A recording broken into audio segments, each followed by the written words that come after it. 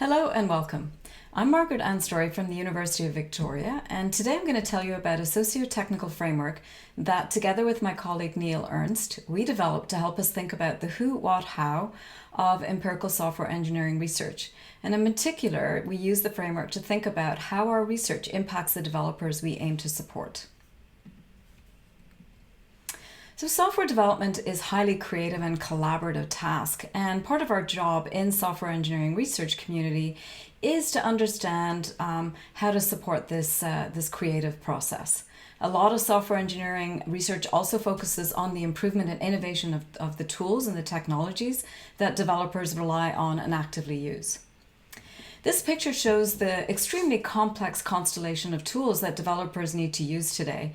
And indeed, more and more of our research contributions involve creating more tools that will support and even automate the tasks that developers do in an effort to ultimately improve the quality and effectiveness of the software needed by its end users. Today, these tools generate a lot of data about the system and about the developer behavior that leads to that code. And many of us in practice and research leverage this data to improve software development and to give us insights about how we may improve it. However, when we ask developers or we observe them at work, we find that many of the challenges developers face are non-technical and they are not challenges with their tools per se. Research, for example, by Andre Meyer and Tom Zimmerman shows that developers only manage to code about 1 hour per day. And if we look at our research that we produce in software engineering, we see that in terms of the number of conferences and papers, we are certainly doing very well. Any of you feel like you're struggling to keep up with all of that literature? If so, you are not alone. However, many of the questions many practitioners and even some researchers question if our research is really aiming at some of the core challenges that are faced in industry. They question the relevance of our work. They ask, are we working on the right problems? Do the solutions we develop scale to industry settings? And are we really sure of our results? That is, do we replicate our studies? And how actionable are our findings? And does the data we use to reach those conclusions really tell the whole story? So in the rest of this talk, I want to question the impact of our research on the software developer. The question is how to do that. There have been various efforts at understanding software engineering at the scale of our community. Mary Shaw, for example, back in 2002, considered the types of questions researchers ask and the types of validations that were used. There have also been some impact projects, some from around 10 years ago, that considered publication metrics and also the impact that they had on industry. However, I take a different perspective, and through this talk, I developed the who, what, how framework to consider who we aim to support in our research, what kinds of research contributions do we value and see, and how do our research methods reflect potential impact on developers and the technical aspects of software engineering.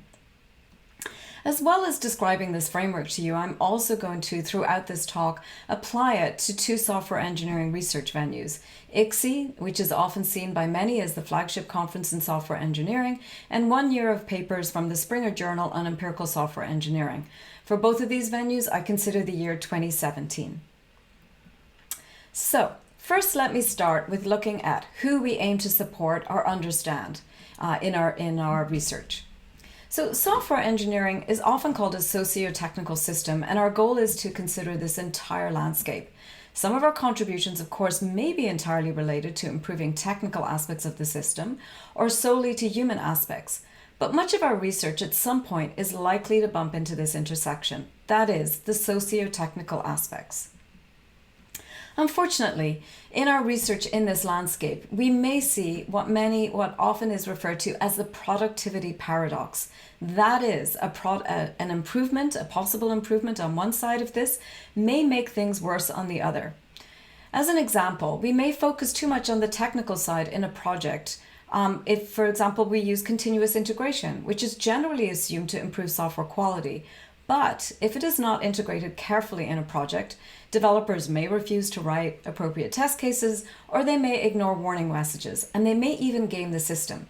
An example where we could focus too much on the social side and not enough on the technical is thinking about adding more people to a late project. because doing so, we may introduce more slowdowns if there already are too many dependencies that exist in the code, and this could lead to more communication among those developers. If, however, attention is paid to both in tandem, that is, we aim for joint optimization, very effective tools and interventions can be designed. Solutions that lead not just to impact in industry, but also to some fine research knowledge that can be transferred to other organizations and contexts. For example, CodeFlow, a code review tool developed internally at Microsoft, has been very successful. Developers love it and they use it, and it has changed the code reviewing culture and our research insights about it. There are other success stories like this, such as automated testing, now used at Facebook, which considers both technical and human aspects to drive its adoption. So why care about this now? Well, we are at the brink of what is likely to be an AI boom for software engineering. It was a new topic to ICSE just last year, but was already the 6th most popular topic. And so we need to be careful that we don't fall prey to the cyclic relationship that others have observed between AI and HCI, or human-computer interaction. And this quote captures that well. If we spend too much effort and focus on AI, then HCI research has to come back and clean up the mess that it may leave behind if we do not understand what the user wants and what they need from the AI that is being used. And so in our research, we need to consider both the technical side and the human side. As well, we realize that in terms of the who, it is important to note that yes, some of our research is more fundamental, and it is aimed at least in the short term, at supporting other researchers. So for example, papers that publish systematic literature reviews and artifacts for use by the research community, such as GH these are papers that are aimed more at developing research knowledge that is aimed at researchers. So in terms of the who, and considering whether we aim at human stakeholders or improving the technical aspects or aiming at fundamental research to help the researchers, we apply this framework to these two venues that I mentioned earlier. And to do this, we read these papers and we identified whether the authors claimed the intended beneficiary of their research as human stakeholders. So for example, we would see a statement such as this tool will improve a developer or a tester's productivity, or whether the research aimed to improve a technical aspect, such as the efficiency or accuracy of a tool. Or we would look to see if the paper claimed the research they reported was to be of use to other researchers in conducting their research. And here we have the results of applying the who part of our framework to the two venues, to the ICSE papers and the MZ papers in 2017.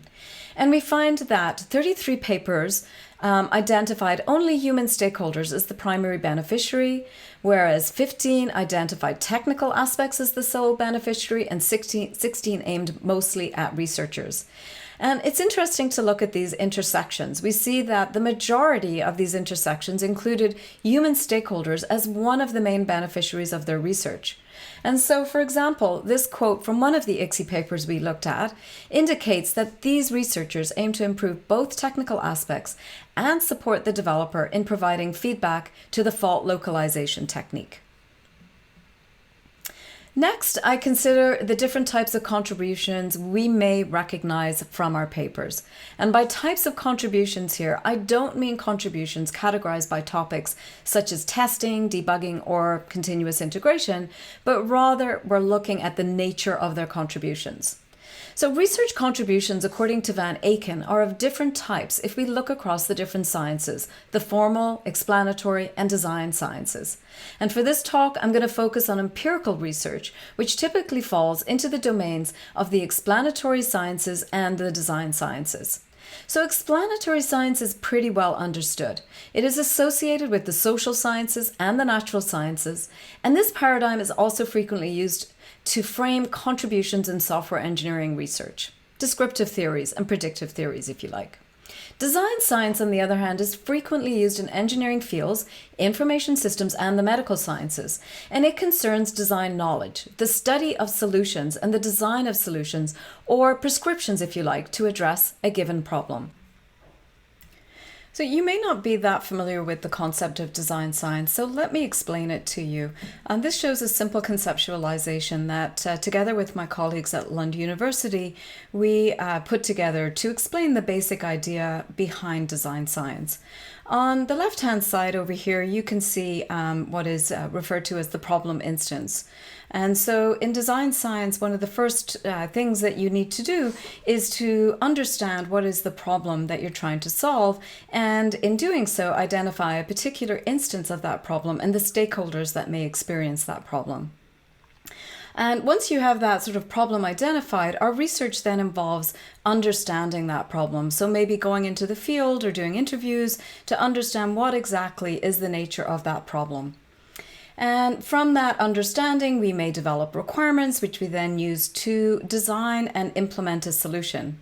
We may then conduct some research to evaluate that solution independent from the problem instance. So we may apply the algorithm to some data to make sure that it works the way that we expect, or to check that the tool is actually is performing well. Once we've done that, we may then look to validating our solution by applying it to a specific instance.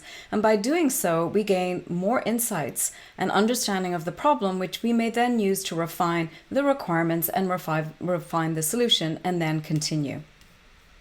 So in terms of looking at this through this design science lens, we can use this to think about the different kinds of contributions that we may have in software engineering research. So on the one hand, we have what can be called descriptive knowledge, so knowledge about the problem, or even knowledge about applying a solution or multiple solutions to a particular problem space. For that, we refer to that as descriptive knowledge. On the other hand, a lot of our research in software engineering is about designing and implementing new or novel tools to address the problems that we have in software engineering. And so for that, we refer to this kind of knowledge as solution knowledge. So this is applying then the what part of our framework. So looking at which papers produce descriptive knowledge about the problem or about the solution, or which papers provide insights on a novel solution or the design of a solution, or what we refer to as solution papers. And we read the different papers that we had in the two cohorts, so the ICSI and the MZ papers, and we identified by reading these papers which of them was focused more on the solution, providing a novel solution, versus providing some kind of descriptive knowledge. And here we see that in ICSI, most of the papers fell under this solution category. So most of the ICSI papers in 2017 were focused around the design of a presentation of a new solution, and perhaps also validating it in a particular problem instance as well. Whereas other papers, a smaller set in ICSI, focused on descriptive knowledge. So descriptive knowledge about the problem being studied, or maybe knowledge about validating existing solutions and how they could be applied in different contexts. In comparison, in MZ papers, the journal papers, so these are longer, some of them in fact are extension of the ICSI papers, we see that they have more descriptive knowledge, so more theories about the problems that are addressed in software engineering, and about how tools are used, and about recommendations that should be given to software engineering practitioners. But some papers are still presenting novel solutions and the design of solutions in the MZ papers. So that was we've looked at the who our research is aimed at. Is it the researchers? Is it stakeholders in software engineering? Or are we aiming at improving technical components in our socio-technical systems? We've looked at what kind of research contribution is there? Is it more descriptive, or is it more of a solution? Next, we're going to look at how. Okay, so what kinds of research strategies do we use in our research to address the research questions that we ask? So in terms of how to examine the research strategy choice in the papers, we look at and we draw inspiration from quite a well-known paper, McGraw and Ronkel's paper from the 1970s, where they provide a model of research for studying human behavior. So we take inspiration from that, and we develop this part of the framework for looking at the strategies that are used for studying human behavior. And on the left over here, we look at the strategies that are non-empirical. So papers that use a formal theory research strategy. So there's no empirical observations done at all with these kinds of papers, or papers that we call meta papers. So these are, papers that might do a systematic literature review, or even papers that provide a research artifact for other researchers to use. On the empirical side, we see 4 main strategies. Let me drill in a little bit on those. So here are the 4 strategies. Starting at the top right, we see that some of the strategies are referred to as field strategies. So these are experiments where you may compare one intervention to another in a field setting, so in a company, or studies where you may go to a company and do a case study to understand some kind of phenomena that's happening in that environment. Going around or circumflex to lab strategies. So these are experiments or studies that we may do in a contrived setting, a laboratory, for example. And then the next set of strategies are respondent strategies. So these involve things like surveys and questionnaires, where developers can answer these in a setting of their convenience to give us some insights on the kinds of research that they're doing. And then finally, we have the data strategies. So the data strategies are strategies that rely on archival or trace data, operational data, and mine that and do what can be sometimes called in silico experiments to understand or to predict what happens if we make a change. And these are usually retrospective. So we're usually running these experiments using retrospective data, or we may be simulating data to run these experiments in the machine. Something that's worth pulling out here is that 3 of these quadrants all involve human actors in some sort. So the field studies, we study people in the field. The lab studies, we study developers or managers or other stakeholders in that laboratory setting. And with respondents, we are relying on the human actors in the socio-technical system we are studying to answer our surveys or to answer the interviews that we have. This last strategy over here, data, does not directly involve human participants. So you may be looking at data that is generated by humans, that has been captured by the system, but there is no direct involvement of the humans that we are studying as part of that system. And something else that I wanted to share with you that we also brought in from McGraw and Runkel's framework is the notion of different criteria, quality criteria that we may aim to improve through our studies.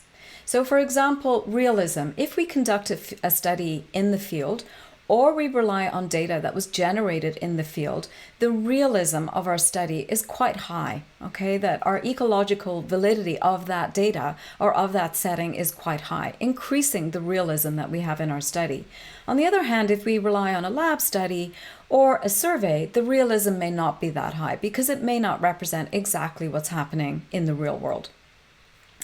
Generalizability. If we do a single field study, our generalizability may be low, but if we send a survey to lots of different developers from lots of different companies, our generalizability may be higher. Also with data studies, if we look at data from a lot of different companies, our generalizability may be higher. On the other hand, a lab study, it may be hard to have lots of subjects from lots of different settings, and our generalizability will be low. However, if we do a lab experiment or a field experiment and we control some of the extraneous variables that are being studied in those settings, then we have more control over the human actors because we can fix some of the variables that might affect them, such as interruptions in their work, for example, or we may be able to control the kind of tasks that they're doing. Control, though, may be lower in some field studies because we can't control those extraneous variables, and it would definitely be low in data strategies because we can't control or even know about some of the variables that may influence that data. On the other hand, when we do data studies and we mine data, we have more precision or more control over the precision of the data that we're looking at. So data precision tends to be higher for these kinds of studies. Now, these quality criteria, we're not saying that if you do a lab study or a field study that they are necessarily high along these different quality criteria, just that these strategies tend to offer the ability, the capability of increasing those quality criteria. It's not a given that they will be increased. So here's an example of how you can, use this framework, the what part or the how part of the framework for describing the kinds of studies that are used in a paper. And this is actually showing a paper that I worked on with Georges and Bichelli, where we studied the work practices and challenges in a pull-based development environment, looking at the contributor's perspective. And the two main research methods that we used, one was respondent. So we did a survey to ask the respondents about the factors that influenced whether in terms of what they contributed to the software projects they were contributing to. And a second one we did to sort of validate some of the findings from this survey was then doing a mining study to look at, was the data that we were seeing actually confirming what we found in the survey. But for this purpose and for using the framework today, I am now looking at how the how part of this framework, so recall we've looked at the who and we've looked at the what, and I'm now looking at the how and how the research methods are used in the two different cohorts of papers that we're studying. And so for our review of these papers, we read them again, the ICSI papers and the MZ papers, and we identified from the author's description which research methods they're using. And of note is that most papers are empirical, so they fall over here, and that the most common strategy in both cohorts of papers is the data strategy that we see down here, followed by the respondent strategy, but we see relatively few lab and relatively few field studies, and a few, again, non-empirical. Of course, some papers report more than one method, and these numbers include these counts, so they add up to more than the number of papers we reviewed. And so this slide here shows the kind of triangulation that happened in these papers. So for the data papers, we see that they were also, some of them, not so many, but some of them were also triangulated with either lab, respondent, or field studies. A little bit of triangulation happening within the methods that directly involved humans, but not a lot. And I should note that for many of the data studies that triangulated with one of these methods tended to be a smaller contribution in the paper. Not all of them, but most of the papers had a bigger data mining study and a smaller other strategy, doing interviews with selected number of developers or a survey that was a smaller contribution from the paper.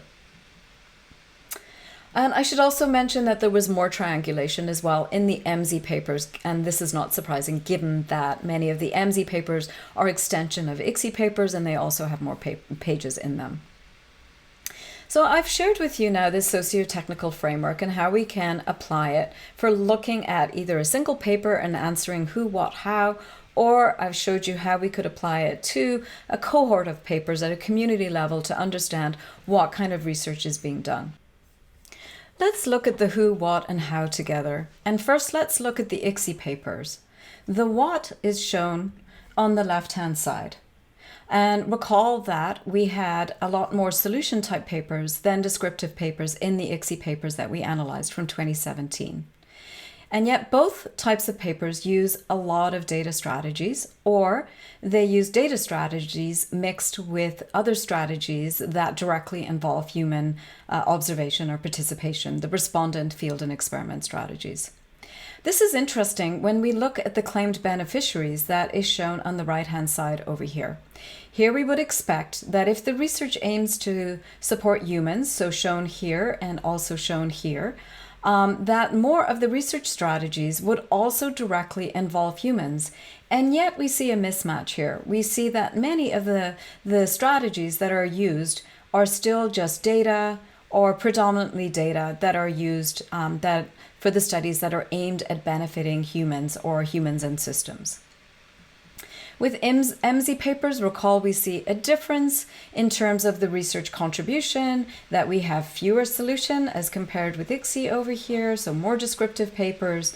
And in terms of the WHO, we have more of the papers that claim, their major claim is that their research supports or improves or studies humans, or many do both human and system, with fewer focused on system alone as compared with ICSI. And yet, when we look at the types of strategies that are used with the EMSI papers, we still see a large reliance on the data strategies or data mixed with other strategies for research that aims to benefit or understand humans or humans and systems. We see a little more use of the strategies that involve humans, but perhaps not as much as we might expect given the focus of the claim beneficiary over here. So that concludes really the first part of my talk and the presentation of the socio-technical framework with who, what, and how.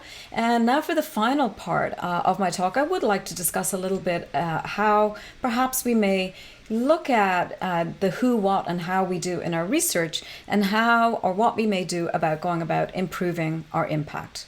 We notice that what we say we care about in our research is that we often claim that our research is going to either study the human and social aspects or the human and social aspects in combination with the technical aspects.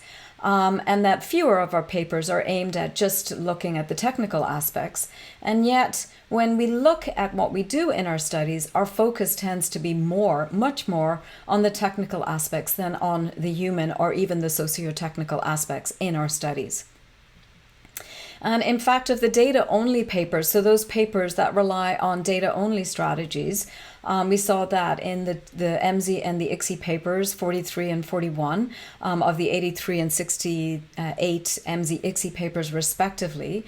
Of those, that many of the authors, the majority for both of those data-only papers, also mention developers or other stakeholders as the beneficiary, and yet they don't study them. And so you may also say, well, that many of our data strategies do study or are based on human behavior data, and that's true. But the problem with that is that our assumption of what will work well for developers or other stakeholders may not actually hold in practice. And in fact, this quote by Parnan and Orzo from their 2011 ISTA paper, they found that their research assumptions behind dozens of automated debugging techniques did not actually hold up in practice. And in terms of understanding what people do, our data does not tell the complete story either. We need to actually ask people to explain what we see in the data. Data may be good at showing us correlations, but it doesn't show us the causes or give us insights on what's going on behind the scenes.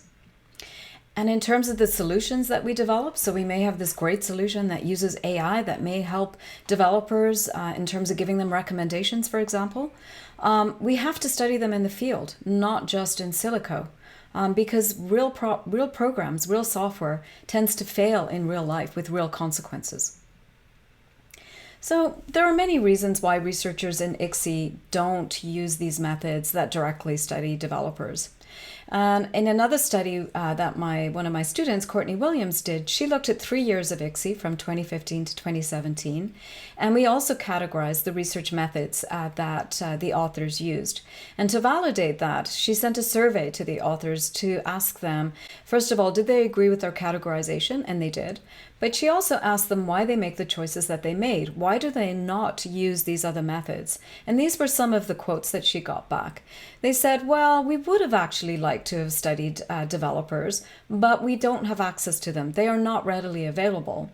And some of the other quotes that we received from authors were well, these are the typical papers that are reported in this conference. And so we thought that we should also use this method.